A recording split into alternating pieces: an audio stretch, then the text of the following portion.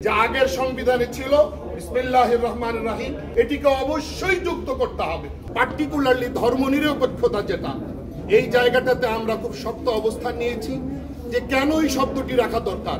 সংবিধান ও রাষ্ট্র পরিচালনার মূলনীতি আমাদের সুস্পষ্ট অবস্থান যে সংস্কার কমিশনের দেয়া যে প্রস্তাব আগে বহুত্ববাদ ছিল, সেটা তারা বিভিন্ন রাজনৈতিক দলের প্রস্তাবনাকে সম্মান জানিয়ে বা সেগুলো বিবেচনা করে সেটা ডিলিট করেছে, আমরা সাধুবাদ জানাই। এখন সাম্য, মানবিক মর্যাদা, সামাজিক সুবিচার এবং গণতন্ত্র, এই চারটি বিষয়কে তারা রাখার পক্ষে যে প্রস্তাব দিয়েছে আমরা একমত। তবে আমাদের সুস্পষ্ট বক্তব্য যে এখানে কিছুতেই আগেরগুলো থাকতে পারবে না, অর্থাৎ পার্টিকুলারলি ধর্মনিরপেক্ষতা, যেটা এই জায়গাটাতে আমরা খুব শক্ত অবস্থান নিয়েছি যে কেন এই শব্দটি রাখা দরকার। এটা তো একটা মতবাদকে বোঝায়। আমাদের যেই সকল রাজনৈতিক বন্ধুরা বলতে চান যে ধর্মনিরপেক্ষতা মানে ধর্মহীনতা নয়, আমরা এই জায়গায় তাদের বক্তব্যকে সম্মান দিয়ে বলতে চাই যে এই ব্যাখ্যারই দরকার কি।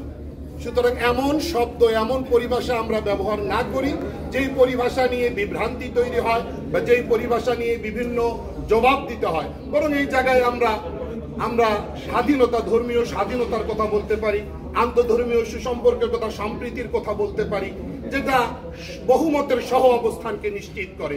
এই জন্য ধর্মনিরপেক্ষতা এই যে মূলনীতিতে, এই জায়গাটাতে আমরা আপত্তি করেছি। আগের জায়গাগুলোকে বাদ দিয়ে নতুন ভাবে আমরা মূলনীতি হিসেবে প্রস্তাবিত এই জায়গাগুলো, সেগুলোতে আরো প্রস্তাবনা আসতে পারে, সেগুলোকে বিবেচনা করা। এক জায়গায় আমরা একমত হব আশা করছি। আলোচনা চলছে। আমাদের কথা স্পষ্ট যে আগের সংবিধানে ছিল বিসমিল্লাহির রহমানির রহিম, আগের সংবিধানের মূলনীতিতে ছিল মহান আল্লাহর উপর পূর্ণ আস্থা ও বিশ্বাস।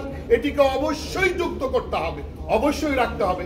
এটা মুসলমানদের 90-95% মানুষের সেন্টিমেন্ট যে এই জিনিসটা আগের মতোই পুনর্বহাল হোক, পুনরায় এটা প্রতিস্থাপিত হোক। এই জায়গাটাতে আমরা আশা করছি যে ইনশাআল্লাহ হতে পারবো।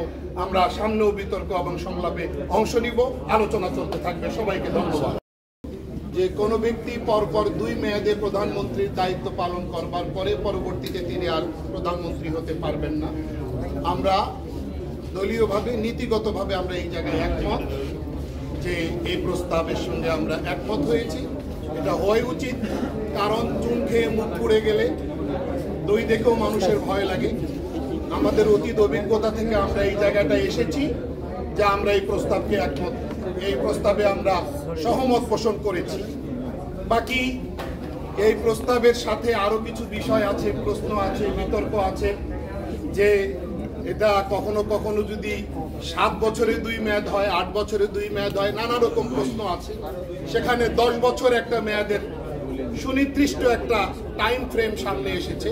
আমরা বলেছি না, আমাদের দলের পক্ষ থেকে 2 বছর মেয়াদ, এই পরিভাষাটাকেই আমরা স্বাগত জানিয়েছি, সহমত পোষণ করেছি এই জায়গায়। দ্বিতীয় বিষয়বস্তু যেটি ছিল